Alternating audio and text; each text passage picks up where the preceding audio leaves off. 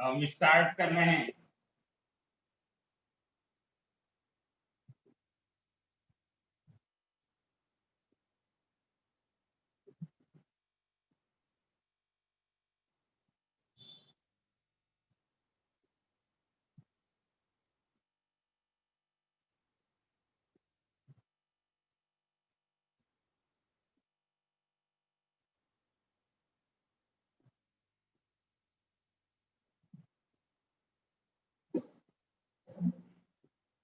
Now all of you see the question.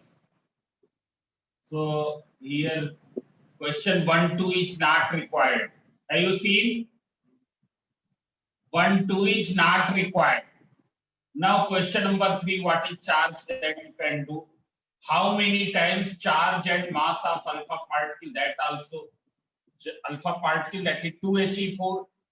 So charge is having twice of the charge on proton, mass is 4 times of the mass of proton. What type of force is in electrostatics? Conservative. Electrostatic force is conservative. Conservative force means for which work done do not depend upon the path. मतलब क्या है, हम तुमको बता रहे हैं, अगर electric field region है, क्योंकि इलेक्ट्रिक फील्ड रीजन में क्या लगेगा, इलेक्ट्रिक फील्ड रीजन में you can see if there is some electric field and if you carry one charge from A to B, A से B तक क्यू चार्ज को ले जाए, कैसे भी ले जाए, चाहे हम इस तरीके से ले जाए या क्या है कुछ ऐसे ऐसे घुमाते हुए ले जाए या क्या है कुछ ऐसे होते हुए ले जाए, in every case there will be same amount of work. In every case there will be same amount of work. Therefore it is a conservative force. Electrostatic force is a conservative force. So you can see here. So a body has one. Question number 6. Have you got? Question number 6. A body has 1 coulomb of negative charge. How much electron it has in excess? So 1 coulomb equals to 6.25 into 10 की power 18 electrons. How will you get this thing? So you can see here 1 electron पर कितना charge होता है, 1.6 into 10 की power -19 coulomb. So 1 coulomb will be equal to what? 1 divided by 1.6 into 10 की power -19 electrons. It's clear? This much coulomb equals to 1 electron, so 1 coulomb equals to this. Therefore 6.25 into 10 to the power 18 electrons. This much number of electrons. 1 coulomb is having this much number of electrons. It is clear? Now see here. Here you can see. What do you mean by the fundamental charge? It is the electronic charge is called the fundamental charge. Then what do you mean by question number 8? What do you mean by electric charge? Electric charge or atomicity of charge, quantization of electric charge. Quantization of electric charge, who can tell?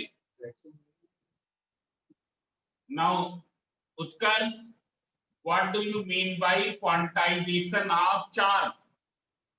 Charge possessed by any body will be, now you answer this, will be integral multiple of the electronic charge. Charge possessed by any body will be integral multiple of the electronic charge. That is whole number multiple of electronic charge. When a body is losing electron, what will happen? Here charges are producing on any body because of two facts. One, because of gain of electron or because of loss of electron. If it is gaining electron, it will become negatively charged. Negatively charged. Minus charge. If it is losing electron, then what will happen? It will become positive charge. It will become positive charge. So you can see here. So write Coulomb's law related to the force between 2 point charges and write its formula that you can write. It's clear. Question number 9 is not required. You can cut. It's clear because now Millikan ion drop experiment जो कि इस चीज को determine करता है कि एक electron पर कितना चार्ज होता है, वो क्या है अब हमारे कोर्स में नहीं है. Quantum nature of charge. Dielectric constant for vacuum, it is 1, for metal it is infinity. Then question number 12 is very important. Question number 12 is very important. Write Coulomb's line vector form. और जो इसमें पहला form दिया है वही तुम लोग लिखना है. Coulomb's line vector form हम फिर से लिख के दिखा रहे हैं. Coulomb's line vector form. Vector F equals to 1 upon 4 pi epsilon naught q1 q2 upon r square into unit vector r. Unit vector r. So you will use this. So you can see here. Then you can see here. Write the relation. No, not needed. This is not needed. Then question number 14. Write SI unit and dimensional formula that I told you can find. What is the SI unit and dimensional formula of permittivity? That is epsilon naught. Epsilon naught का क्या unit होगा, क्या dimensional formula होगा, ये सबको ही find out कर सकते हैं. ऐसे कैसे फाइंड आउट करेंगे ये सबको मालूम होगा हमारे ख्याल से. ऐसे now you can see here what is, once again I am telling you here, as we know that F equals to 1 upon 4 pi epsilon naught q1 q2 upon r square. So what will be epsilon naught? 1 upon 4 pi f into q1 q2 upon r square. q1 q2 that is coulomb into coulomb, coulomb square. 4 पाई से तो कोई मतलब रह ही नहीं गया ना. ऐसे F का मतलब क्या होता है न्यूटन, R स्क्वायर मतलब मीटर स्क्वायर, मतलब कूलम स्क्वायर पर न्यूटन पर metre square. This is epsilon naught. अगर डायमेंशनल फार्मूला कहेंगे तो कूलम का मतलब क्या होता है डायमेंशन में AT. तो ये क्या हुआ A स्क्वायर T स्क्वायर. ये क्या है न्यूटन नीचे है MLT minus 2 metre square that is L square. When you will simplify it will come out M minus 1. L और L square L cube. जब ऊपर जाएगा क्या हो जाएगा L power minus 3. Here it is T power minus 2. When it will go up T square and already there is T square, so T power 2 A power 2. So this is the dimensional formula. So this way you can find the dimensional formula. It is clear? Now see here. Write SI unit and dimensional formula of dielectric constant. So as you know that dielectric constant, it is a dimensionless quantity having no unit and no dimension. I said dielectric constant क्या होता है? It is having no unit and no dimension. Now you can see here. In how many ways two bodies can be charged? So one is by conduction and other is by induction. I say by friction, by conduction and by induction. Friction में क्या होता है? Now you can see here. कैसे friction में charge होगी. अगर ये silk का कैप है और ये ग्लास की रॉड है, दोनों को रब करेंगे, then what will happen? What will happen? There will be the transfer of electron from one body to another. दूसरा क्या है? ये एक अनचार्ज बॉडी है, इसको हमको चार्ज करना है. ऐसा ये एक अनचार्ज बॉडी है, इसको चार्ज करना है. ये एक पॉजिटिवली चार्ज बॉडी है. ये जो रेड कलर का पेन है ये पॉजिटिवली चार्ज है. इसको इसके कांटेक्ट में ले आए. Then what will happen? When it will be brought in its contact, this body, this black color body will also become the similarly charged which is on this. मतलब अगर ये positively charge है, it will also become positively charged on bringing in contact. If it is negatively charged, then on bringing it in contact of this will also become negatively charged. But previously ये क्या होनी चाहिए, uncharged होनी चाहिए. And third is a induction. In induction, what happens? You can see here in the diagram. It's clear. You can see here. Suppose I am explaining here. This is an uncharged body mounted on an insulating stand. It's clear.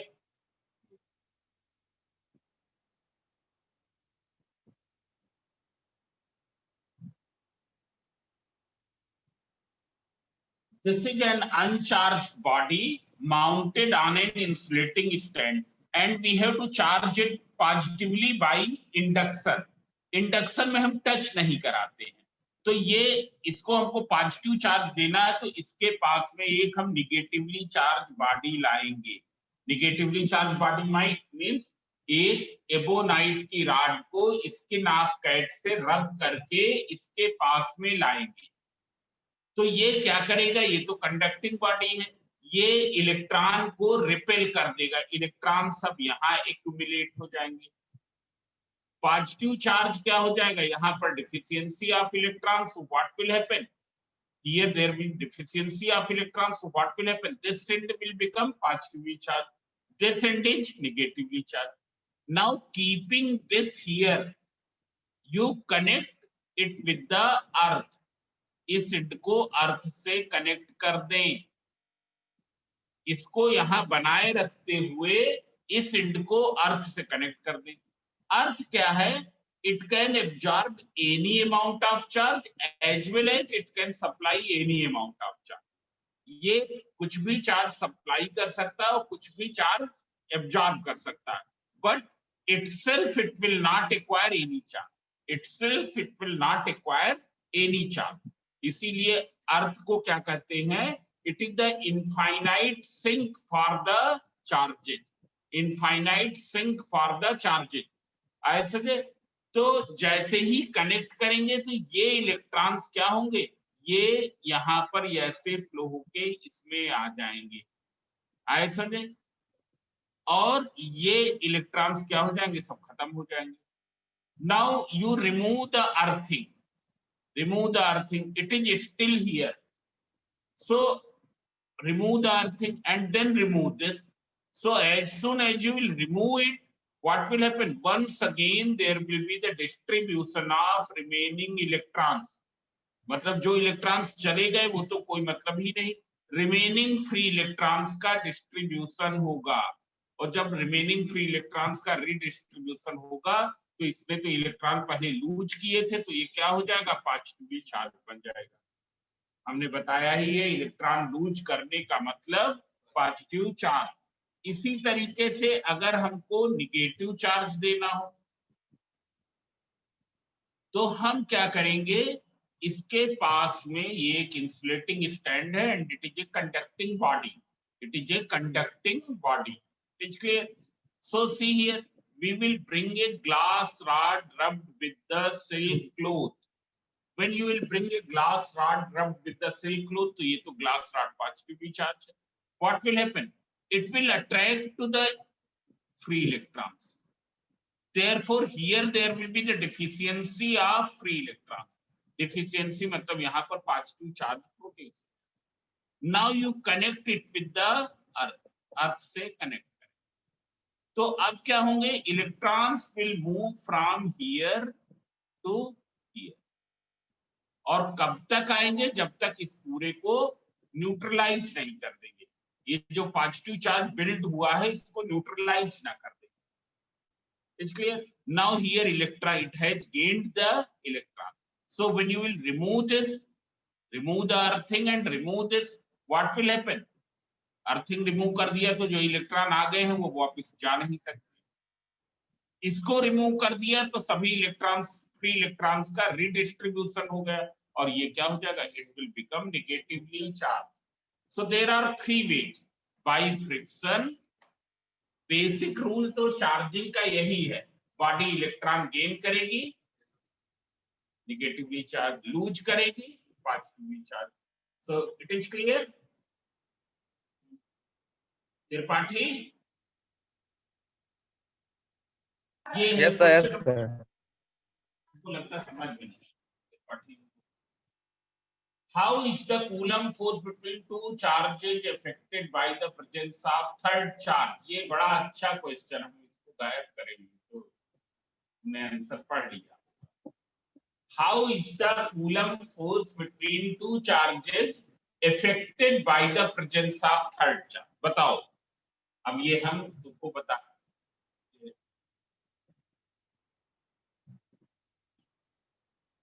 ये दो charges हैं Q1 Q2, ऐसा है Q1 और Q2, और एक इनके बीच में सपोर्ट 10 न्यूटन का फोर्स है। ऐसा है अगर हम एक चार्ज Q3 इनके पास में लाएं तो इस फोर्स पर क्या इफेक्ट आएगा, कौन बताएगा? प्रतीक्षा, श्वेता, श्वेता बताएं। Yes sir. Q1 Q2 दो चार्जेज हैं, इनके पीछे 10 न्यूटन का फोर्स है सपोज। एक तीसरा चार्ज ले आएंगे तो इस फोर्स पर क्या इफेक्ट आएगा? कोई इफेक्ट नहीं पड़ेगा। है? कोई इफेक्ट नहीं पड़ेगा। क्यों नहीं आएगा, यही तो बताना। वो तो आंसर लिखा, क्यों नहीं आएगा?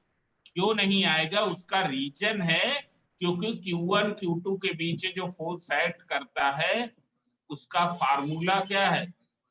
Q1 Q2 अपान R²। इसका तो कोई रोल ही नहीं है यहाँ पर। आए समझे? There will be no change in the force between Q1 and Q2। Q1 Q2 के बीच में जो फोर्स है उस पर कोई चेंज नहीं आएगा। पर अगर ये पूछा जाए what is the net force on Q1, yes that will be change, that will be change. अगर ये पूछा जाए Q1 पर कितना नेट फोर्स अब लग रहा है तो पहले तो Q2 ही लगा रहा था, अब Q3 भी लगाएगा तो नेट फोर्स क्या हो जाएगा? चेंज हो जाएगा। आए समझे? But the magnitude of force between Q1 and Q2 that will remain unchanged. That will remain unchanged. किसी को समझ में तो नहीं आया? बोलो। Question number 18 is also very good. Is the force acting between two point electric charges Q1 and Q2 kept at some distance is attractive or repulsive? अगर Q1 Q2 greater than 0 है तो फोर्स अट्रैक्टिव होगा या repulsive होगा? दो point charges हैं और product of charges greater than 0 है, there will be what type of force? Attractive और रिपल्सिव। तो देख लो ये कंडीशन तभी फुलफिल होगी जब या तो दोनों पॉजिटिव हो, बोथ पॉजिटिव हो, या क्या हो? Both negative. यहां जब ये प्रोडक्ट ले रहे हैं तो विद साइन लेंगे। बोथ पॉजिटिव हो या बोथ नेगेटिव हो, दोनों पॉजिटिव होंगे तो कैसा फोर्स होगा? रिपल्सिव। दोनों नेगेटिव होंगी तो कैसा फोर्स होगा? तो ये क्या हो गया? रिपल्सिव। पर अगर कहीं ये हो Q1 Q2 is less than 0, मतलब एक अगर प्लस है तो दूसरा क्या होगा? Minus. It's clear? And in that case there will be attractive. It is clear. So this is very good question. Then ये तो हमने फिर से बता दें, Q1 Q2 is greater than 0. This will be possible only when either both are positive or both are negative. ऐसे में तभी तो प्रोडक्ट क्या होगा? ग्रेटर देन 0 होगा। और जब दोनों पॉजिटिव या दोनों नेगेटिव होंगे कैसा फोर्स होगा? रिपल्सिव। पर अगर एक पॉजिटिव हो दूसरा नेगेटिव हो तब Q1 Q2 क्या होगा? माइनस में आएगा, मींस लेस देन 0, माइनस में आएगा मतलब less than 0 and then that force will be attractive, that force will be attractive. This is clear? So you can see here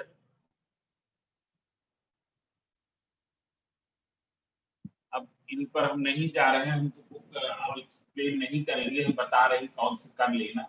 what is the cause of charging? Cause of charging तुमको मालूम है, हमने पहले ही बताया है, इधर due to the loss of electron और due to the gain of electron. इसलिए हम 20 इयर्स पढ़ नहीं रहे, तुम लोग कर लेना ना। Name any two basic property, ये जरूर और जरूर मालूम होनी चाहिए ना। 3 बेसिक प्रॉपर्टीज ऑफ चार्जेस मालूम होनी चाहिए। कुछ लोग लिखाते हैं there will be attractive force in between the unlike charges and repulsive force in between the like, वो नहीं है। बेसिक प्रॉपर्टीज क्या है? Conserved, additive and quantisation. Charges are quantised, charges are additive and charges are conserved. It is clear? So that you remember. वो तुमको ये question number 21 very important. What is the cause of quantization of electric charge?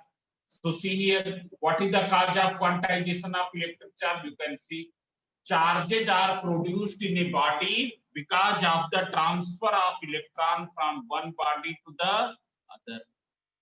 Charges are produced in a body because of the transfer of electron from one body to another body. Since the electron is an indivisible particle, therefore it will transfer in whole number from one body to other. It will transfer in whole number from one body to another. Therefore, charges acquired by the bodies will be whole number multiple या integral multiple. इसको maths में ये भी कहते हैं integral multiple. इसका मतलब क्या है? इंटीग्रेशन से नहीं है, इंटीजर से है। So charges acquired by any body will be whole number multiple or integral multiple of the electronic charge. This thing is clear? So this is also a good question.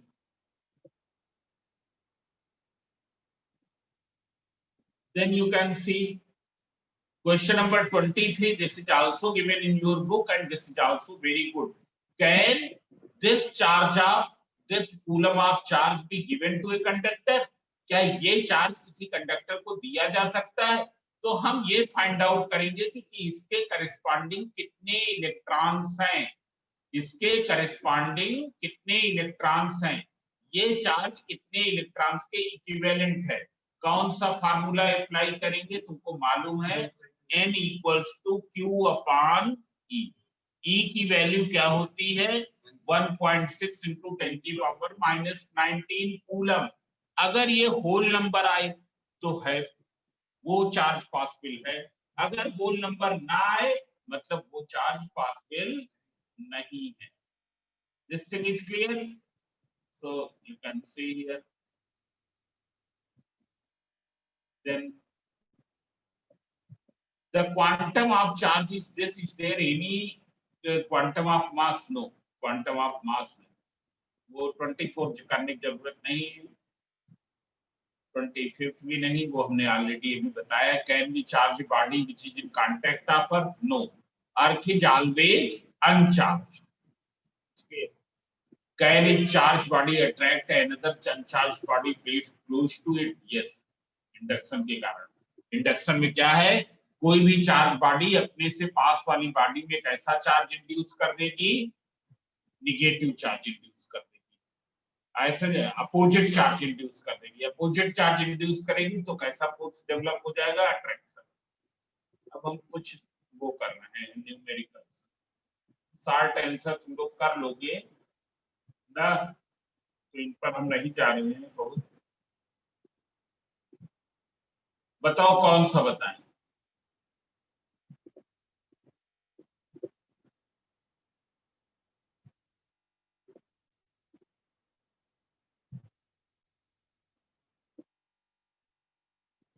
Tough नहीं होता, ये तो सब 15 है book में।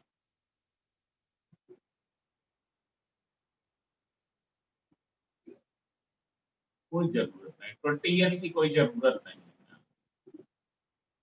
इसकी नहीं।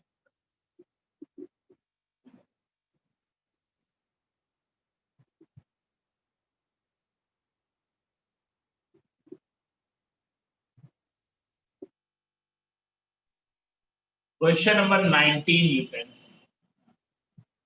इस तरीके क्वेश्चन नंबर 20 की जरूरत नहीं है, ये किसने टिक लगाया है हम बता सकते हैं, पर 19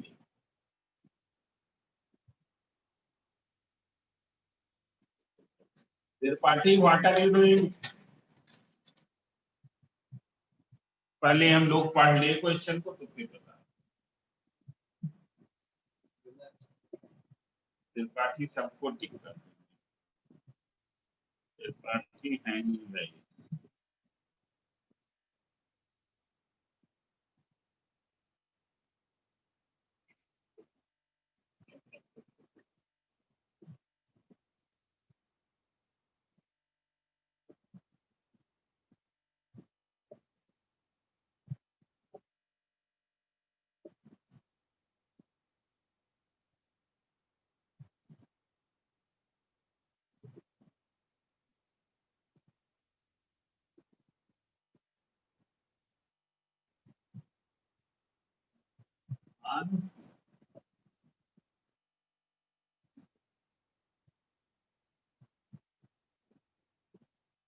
Now all of you see here this question.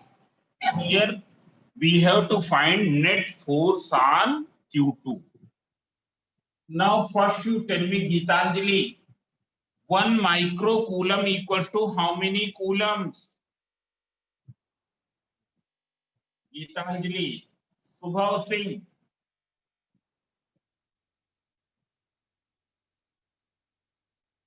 किसी को मालूम ही नहीं ये हाल है। So 10 to the power minus 6 coulomb. 10 to the power minus 6 कूलम, ये मालूम होना चाहिए। 1 microcoulomb equals to 10 to the power minus 6 कूलम। It is clear. हमको ये निकालना है कि Q2 पर नेट फोर्स क्या होगा।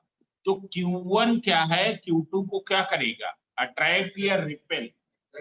पहले हम देखें कितने फोर्सेस Q2 पर लग रहे हैं, तो एक तो Q1 लगाएगा, दूसरा Q3 लगाएगा। Q1 अट्रैक्ट करेगा, कौन सा फोर्स लगाएगा, F1। Q3 क्या करेगा, ये रिपेल करेगा, क्योंकि दोनों सेम है तो वो भी क्या होगा, इसी तरफ लगेगा ना। डायरेक्शन कहां पर शो करते हैं, कहां से डायरेक्शन वाले एरोज की स्टार्टिंग किस चार्ज से होगी, जिस चार्ज पर फोर्स लग रहा है। आए समझे, डायरेक्शन वाले एरोज की स्टार्टिंग कहां से होगी, कहां से होगी, जिस चार्ज पर फोर्स लग रहा है। अगर अट्रैक्टिव होगा तो क्या होगा, जो फोर्स एग्जर्ट कर रहा है उसकी तरफ एरो होगा। अगर रिपल्सिव होगा तो क्या होगा, जो चार्ज फोर्स एग्जर्ट कर रहा है उससे दूर होगा। यहाँ पर दोनों फोर्सेज एक ही डायरेक्शन में एक्ट कर रहे हैं। हम इसको फाइंड आउट कर लेंगे। F1 क्या है, F1 क्या है, force exerted by Q1 on Q2। इसको हम कह सकते हैं force acting between Q1 and Q2 also। This is also known as force between Q1 and Q2। So what will be this force, 1 upon 4 pi epsilon naught। What is the formula, this I just written the formula, 1 upon 4 pi epsilon naught, 9 into 10 की power 9। इसमें ये values without sign रखी जाती, सबको मालूम है। 4 into 10 की power -6 into 5 into 10 की power -6 and r is how much, 0.5। तो 0.5 मीटर में है तो होल स्क्वायर। तो अब हम एक साथ सिंप्लीफाई किए दे रहे हैं कैलकुलेटर का। 5 4 जा 20, 29 जा 180। अंदर चले जाओ, अनीस का तो फिर डबल बेड पर रखा हो। 0.25 ना, 5 4 जा 20, 29 जा 180, this is 10 की power -3, so 0.18 upon 0.25, that is 18 upon 25। अगर सिंप्लीफाई करें तो कितना हुआ, 25 7 जा 175, this न्यूटन 0.72। अब क्या निकाल लेंगे, F3 निकाल लेंगे, it's clear, F3। now what is F3 here? F3 is the force between Q2 and Q3, मतलब क्या है, F23 है। ऐसा F3 एक्चुअल में क्या है, 2 और 3 के बीच का फोर्स है। वैल्यू रख दो 9 into 10 की power 9। What is Q1 Q2? You can see here 5 into 3 micro coulomb में है, तो 5 into 10 की पावर -6 into 3 into 10 की पावर -6 divided by 0.8 का whole square, so it is equal to 9 into 15 upon 0.64, this is equals to 10 की power -3, 135 into 10 की power -3 upon 0.64, so when you will simplify it will become 0.135 divided by 0.64, so it is 0.21 Newton।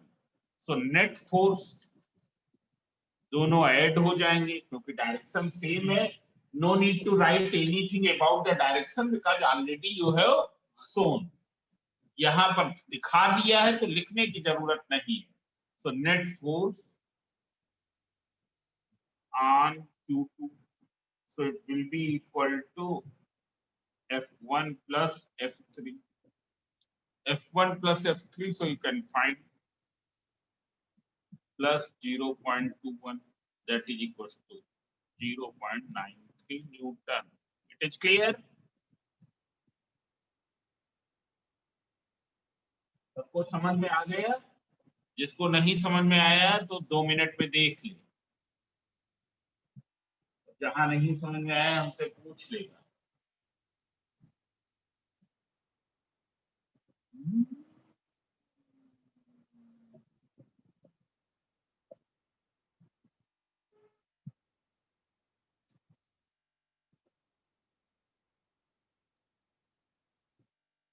Aishwarya yes sir. समझ में आया? हाँ sir. अभिनव yes sir. आ रहा है समझ में? यस सर, आ गया समझ में। Very good. अगर आ गया तो फिर हम क्वेश्चन भी देंगे। देख लो एक क्वेश्चन हम और कर रहे हैं, क्वेश्चन वही है तो दूसरी बुक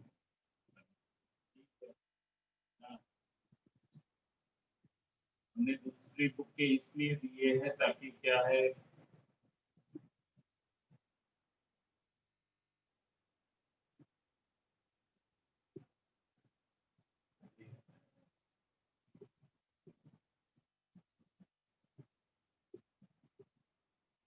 चलो ये बता क्वेश्चन नंबर 14,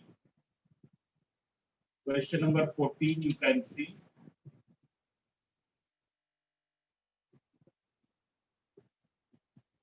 पहले हम ये पढ़ के यहाँ लिख लें तब फिर आज हम पहले सिंपल क्वेश्चन बता देंगे। Question number 14, two identical metallic balls having a charge of 20 microcoulomb and -10 microcoulomb. One is having 20 microcoulomb and other is having -10 microcoulomb. Distance between them is 1 meter. Find the force acting between both the balls, that you can do when they are touched with each other and again placed at 1 meter distance. What will be the force? It's clear. What will be the force? This is the first part. Then second part. Then there is one. if one metallic ball is touched to the earth, what will be the force acting between them? It's clear. So पहला तो now you can see here. In first case, it is very simple. You have to find the magnitude of the force. It's clear. So it will be equal to 9 into 10 to the power 9 Q1 Q2, that is 20 into 10 to the power minus 6 into 10 into 10 to the power minus 6. Without sign value जिस फार्मूले में रखी जाती है r square, that is 1 square. So when you will simplify 9 to जा 18, सब एक साथ सिंप्लीफाई करेंगे. 9 है, ये -12 है, तो कितना आया -3, पर ये दो जीरो और भी हैं, तो 10 की पावर -1, नीचे तो 1 ही था, तो 1.8. नाउ सेकंड, अब सेकंड पार्ट देखो, अगर दो आइडेंटिकल बॉडीज हैं, ये आइडेंटिकल टर्म यहाँ पर इंपॉर्टेंट है, ऐसे में तभी वो ऐसा होगा.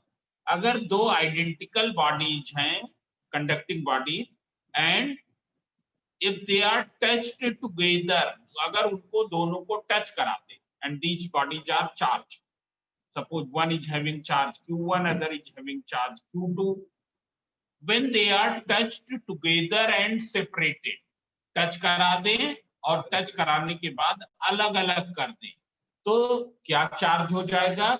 जो टोटल होगा उसका आधा, मतलब क्या हो जाएगा?